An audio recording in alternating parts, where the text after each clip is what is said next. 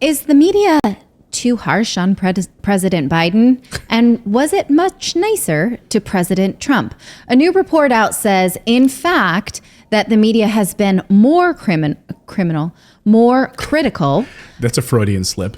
I suppose, more critical to President Biden at this point in his presidency than they were to President Trump. Now, if you read this report, you will see some sort of side-by-side headlines. For instance, jobs numbers up 200,000. That's wonderful when Trump was president versus jobs numbers up only 200,000.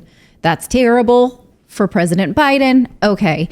But I will point out to you, as you read this content analysis, that it's not really a content analysis done by a person. It was an algorithm search that a research company decided to upload media coverage from publications from CNN to Breitbart to Daily Caller to all, both sides of the spectrum, liberal media, whatever.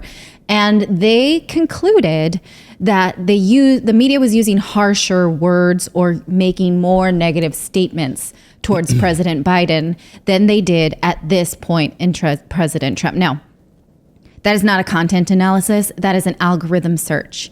It does not necessarily mean that those stories were negative or negative bent. It was just an analysis of the actual words, right? So they can't really calculate for, say, intonation or content that may have been slightly critical but was overall positive. It just takes an article that maybe said something critical and labels it critical when that might not be. So I used to be a research assistant for actual content analysis, social scientists, and I know that this is not the same. So you can take it how you feel. It doesn't feel true to me, is what I'm going to say. Does it feel true to you? No, it doesn't. And we should provide the context here that this is Dana Milbank at the Washington Post, who said he felt like, he's like, I'm reading these headlines every day, and I personally feel like they're just being really hard on President Biden.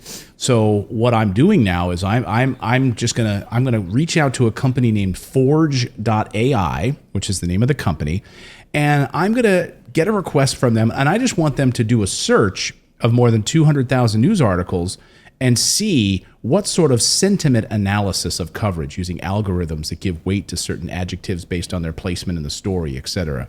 And sure enough, he says that, it's not my opinion. The media treats Biden as badly or worse than Trump. Here's the proof. So then what does President Biden do? I know we're skipping stories here in the rundown, but what does President Biden do? He then has a secret meeting with members of the press in order to try to curry favor with the media. There's so many things that I think are wrong with this methodology. For instance, we are in a national pandemic. Things are really hard right now. COVID numbers are bad. So adjectives are going to be negative because of where we are right now historically at this cross section of time. Whereas when President Trump was less than a year into his presidency, we did not have any of these types of issues. We had no medical pandemic. We were not in a recession. There was not inflation like this. And so you can't say that because the adjectives seem to be worse, that it is more negative coverage about the president. That's total crap. Right. And then to also, though, hold a secret meeting with the media to say, you're just being too mean on the president. So according to the Daily Mail, White House held a secret meeting with news organizations to demand better coverage. After this Washington Post column that we just showed you from Dana Milbank ran, and well, boy, this is bad news. So what do we need to do? We need to hold a meeting with members of the media to make sure that you're not being so mean to the president. So who met with them, right? This is the question. Three senior White House officials have embarked on a campaign to persuade newsroom executives to be more favorable in their coverage of President Biden, according to the report. The trio, the National Economic Council Deputy Director David Kamen, Bharat Rumaruti, along with ports envoy John Porcari of the ports, dealing with all the ports for the getting food supplies into the United States, have been briefing major newsrooms over the past week. Basically, the officials have been discussing with the newsrooms trends pertaining to job creation, economic growth, supply chains, and more. The basic argument that has been made is that the country's economy is in much better shape than it was last year. So you need to go out there then, and you need to tell your audience that inflation is not hurting you. Inflation is not bad. Things are fine. President Biden's a good leader. Your shipments are coming. There's no backlog. Yeah, your ports are opening. Don't worry about this. And I love that Darcy wrote in his newsletter on this thing saying that I'm told the conversations have been productive with news anchors and reporters, and producers are getting to talk with you White House officials.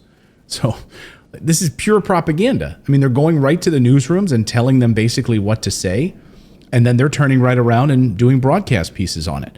Turning right around and going on the air and doing pieces about how the ports are loosening and supplies are coming in. And then we get news reports like the clip you played last week on CNBC where they're like, but everyone can afford it. Inflation's bad, but most people are fine. It doesn't hurt you. It's okay. It's fine. Totally fine. Don't even worry about it. Don't worry about it at all. So this is, you want to understand how things work. So, stop being mean to me. Stop being mean to me. Don't scold. Don't scold me anymore. Don't make these headlines that make President Biden look bad. He's Uncle Biden. Be nice to him.